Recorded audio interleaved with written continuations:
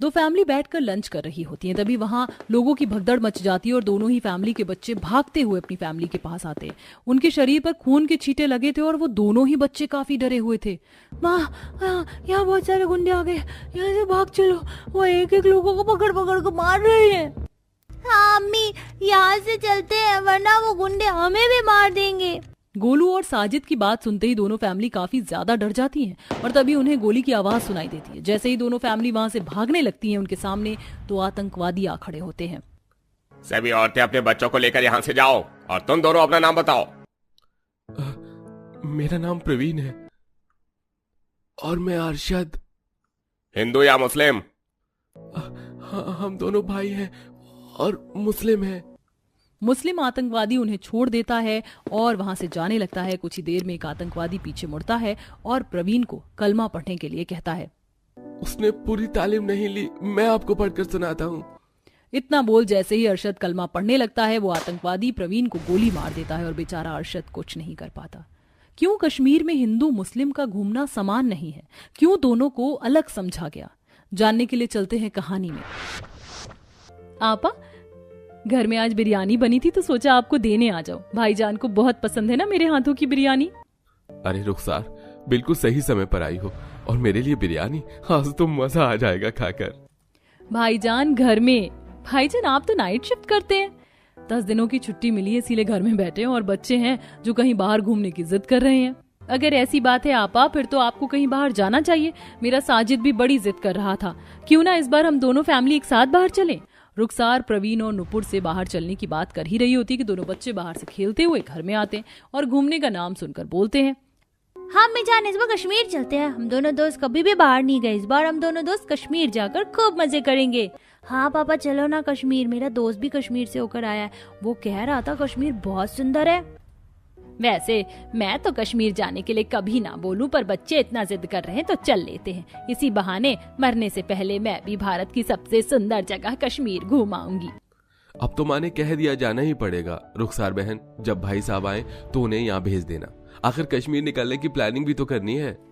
कश्मीर जाने का नाम सुन दोनों बच्चे काफी खुश होते हैं। रात को जब अरशद घर आता है तो वह प्रवीण के साथ मिलकर कश्मीर की प्लानिंग करता है और बहुत जल्द दोनों फैमिली कश्मीर जाने के लिए तैयार हो जाती है। तो बच्चे, तुम दोनों ने ही अपना अपना सामान रख लिया ना, तो खूब मजे करना इस बार।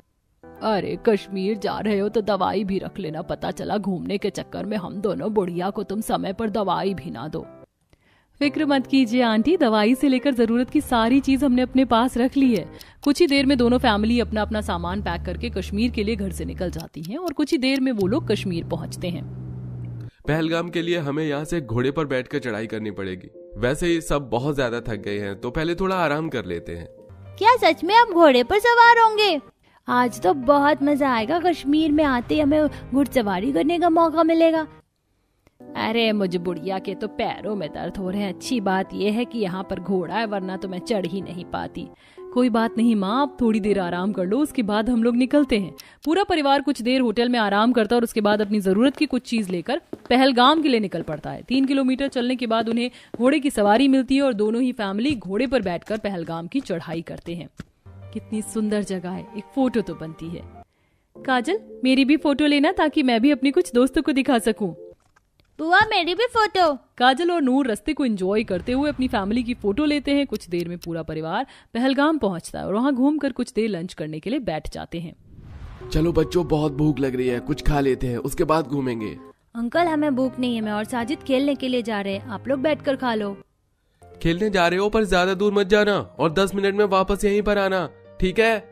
इतना बोल दोनों बच्चे खेलने के लिए चले जाते हैं और दोनों फैमिली बैठकर खाना खा रही होती है। तभी उन्हें अपने आसपास शोर और गोलियां चलने की आवाज आती है। कुछ डरे सहमे लोग भागते नजर आते हैं, जिनमें से कुछ लोग जख्मी हालत में इधर उधर भाग रहे होते हैं तो कुछ लोग मदद की भीख मांग रहे होते हैं। तभी वहां उनके बच्चे आते हैं और आतंकवादियों के बारे में बताते हैं। अब जैसे ही दोनों फैमिली अपनी जान बचाकर भागने लगती हैं, वहां 2 आतंकवादी आते हैं और अरशद दोनों फैमिली को वहां से भगा देता है और एक आतंकवादी प्रवीण को गोली मार कर चला जाता है। प्रवीण भाई साहब, अब मैं क्या करूं? मैं अपने दोस्त को नहीं बचा सका, अब मैं भाभी जान को क्या मुंह दिखाऊंगा? दुखी अरशद अपनी जान बचाने के लिए जब वहां से उठकर जाने लगता है तो वो देखता है कि कुछ आतंकवादियों ने 2 लाइन में आदमियों को खड़ा कर रखा है। उनमें से कुछ हिंदू थे तो कुछ मुस्लिम, और वे लोग धर्म पूछकर हिंदुओं को गोली मार रहे थे। अब अरशद की नजर एक हिंदू फैमिली पर जाती है जो टेबल के नीचे छुप कर बैठा था। भाई साहब, मुझे मत मारो, मेरी छोटी सी फैमिली है, हम तो बस यहाँ घूमने के लिए आए थे। डरो मत, मैं आतंकवादी नहीं हूँ, मैं तुम्हें बचाऊंगा, तुम मेरे साथ चलो। मैं अपने दोस्त को तो न बचा सका पर अपने हिंदू भाइयों को जरूर बचाऊंगा। इतना बोल अरशद उस आदमी और उसकी फैमिली को अपने साथ छुपाते छुपाते आतंकवादी की नजरों से अपने दोस्त के घर ले जाता है, जहां उसकी फैमिली और प्रवीण की फैमिली डरी हुई थी। प्रवीण की फैमिली अरशद को देख प्रवीण के बारे में पूछने लगती है। अच्छा हुआ भाई साहब आप सही सलामत आ गए, पर प्रवीण कहाँ है? आप प्रवीण को साथ नहीं लाए, वो ठीक तो है? माफ करना भाभी, मैं भाई साहब को नहीं बचा सका। नहीं बचा सका? क्यों? कहते आतंकवादियों का कोई धर्म नहीं होता, फिर उसने मेरे पति को ही क्यों मारा? बहन शांत हो जाओ, भाई साहब बहुत अच्छे हैं, इन्होंने हमारी भी जान बचाई है, पर शायद आपके पति की उम्र इतनी ही थी। अम्मी, भाभी, शबनम, हमारे और भी कुछ हिंदू भाई मुसीबत में हैं।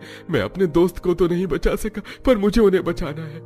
नहीं, बाहर बहुत खतरा है, मैं आपको नहीं जाने दूंगी। मुझे कुछ नहीं होगा, मुझे जाना होगा बाहर। मेरे हिंदू भाई को मेरी जरूरत है, आप सभी यहीं एक साथ रहना।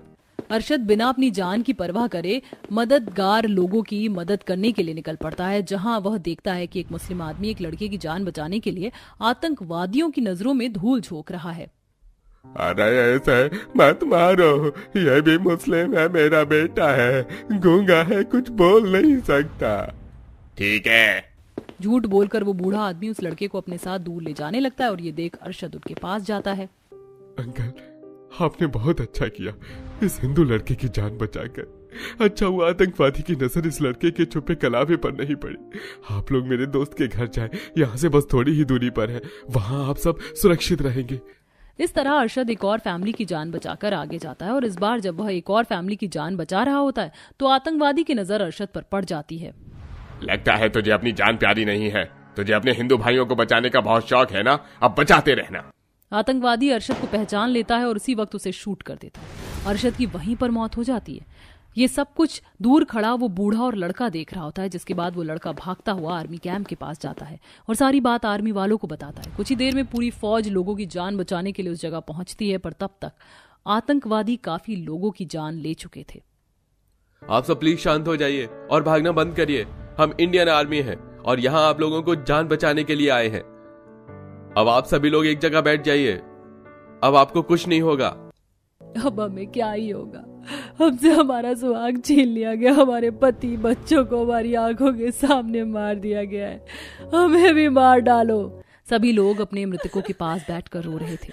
कुछ देर बाद शबनम और नुपुर की फैमिली भी बाहर आती है और अपने सामने ये भयंकर मंजर देख उनके रोंगटे खड़े हो जाते हैं और शबनम अपने पति की लाश देखकर पूरी तरह से टूट जाती है। कुछ देर बाद जिंदा लोगों को आर्मी ऑफिसर सही सलामत उन्हें उनके घर पहुंचा देते हैं, पर यह खौफनाक मंजर दोनों ही फैमिली को अंदर तक झंझोड़ कर रख देता है।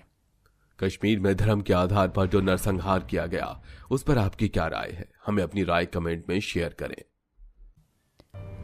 आज तो कितनी ज्यादा गर्मी हो रही है, जल्दी से ऑनलाइन आइसक्रीम मंगवा लेती हूँ और ठंडा ठंडा जूस भी। अपना फेवरेट के ड्रामा देखती हुई आइसक्रीम खाऊंगी। तुम यहाँ हो और मैं तुम्हें नीचे ढूंढ रही थी। तुम्हारी शादी को 1 हफ्ता हो गया है, आज तुम अपनी पहली रसोई की रस्म कर लो। भाभी इतनी गर्मी में मैं कोई रसोई नहीं करने वाली। आपने देखा है बाहर कितनी ज्यादा गर्मी हो रही है, इतनी गर्मी में मैं रसोई में जाऊं और खाना बनाऊं? सॉरी, मैं ये नहीं कर सकती। गर्मी तो अभी कई महीनों तक है, इसका मतलब ये थोड़ी ना है कि तुम खाना नहीं बनाओगी। अगर आज माँ जी होती और तुम उनके सामने ये बात कहती ना तो तुम्हें बहुत डांटती।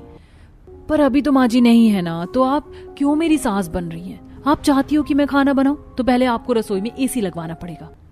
क्या कहा तुमने? रसोई में एसी?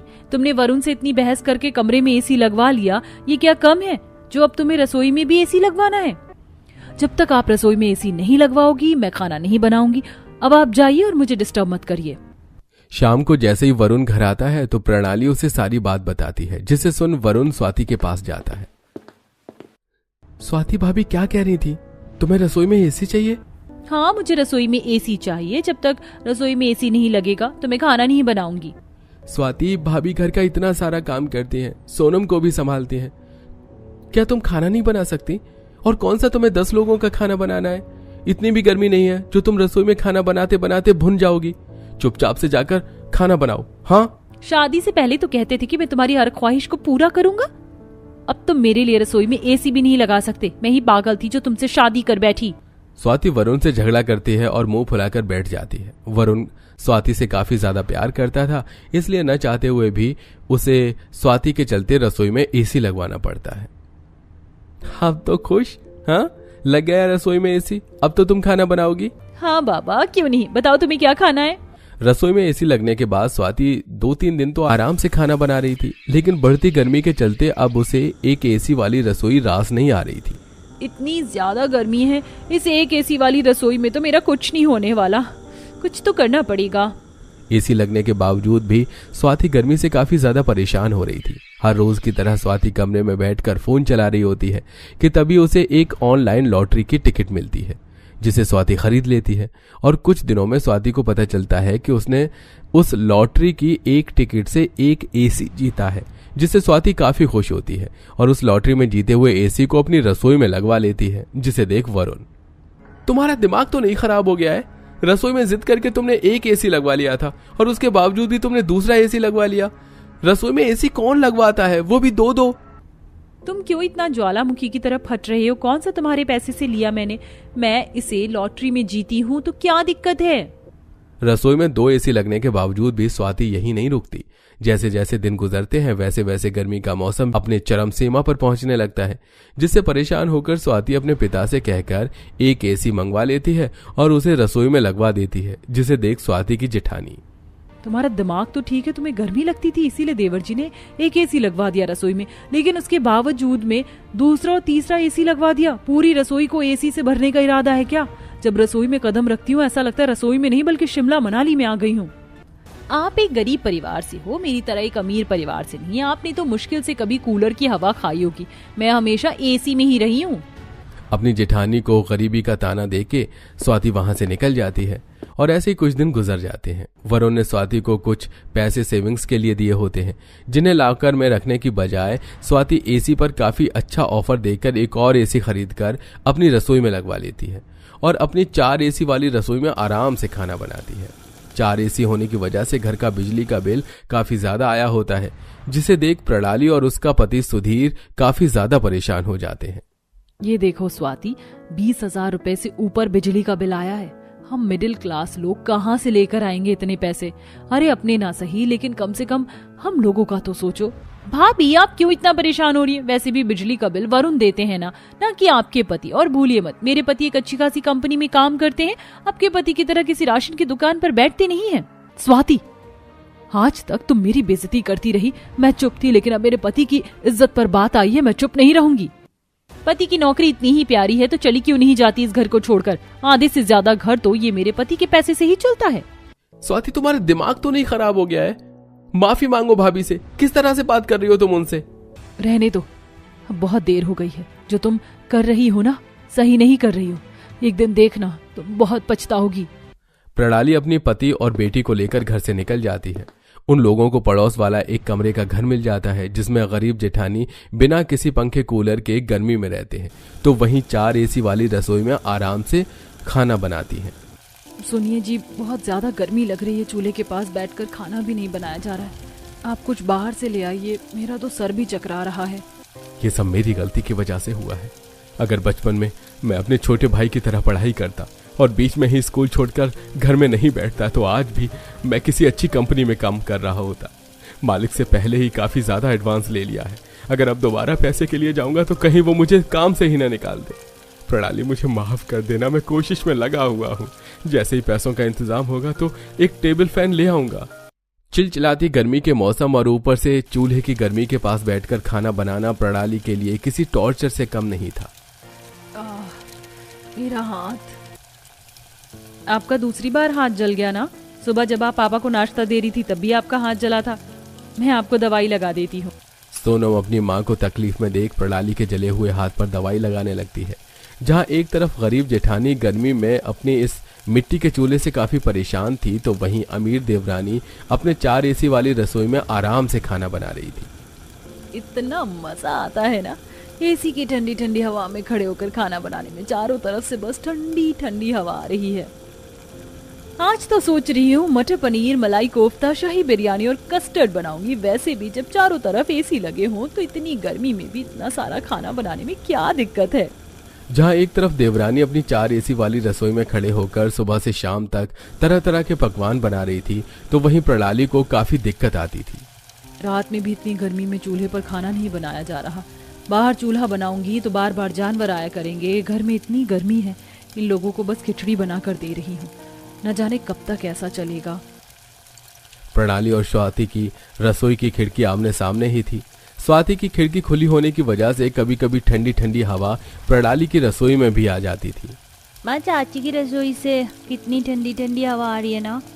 हाँ बेटा, बस तुम्हारी चाची थोड़ी देर खिड़की और खुली रखे। पूरा दिन ना सही, लेकिन कम से कम थोड़ी देर के लिए तो ठंडक मिलेगी।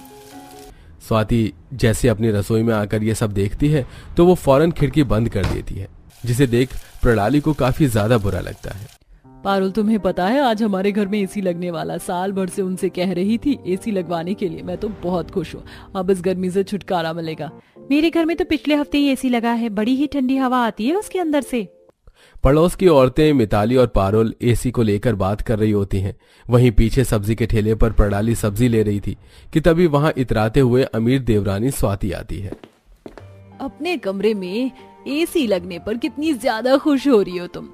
तुम्हारे तो कमरे में एसी है, लेकिन मेरे तो रसोई में 4 एसी हैं। पता है मेरा रसोई कम बल्कि शिमला की पहाड़ियां ज्यादा लगता है। अरे भाभी, आप भी यहाँ पर हो? मैंने तो आपको देखा ही नहीं। क्या हालत हो गई आपकी गर्मी से।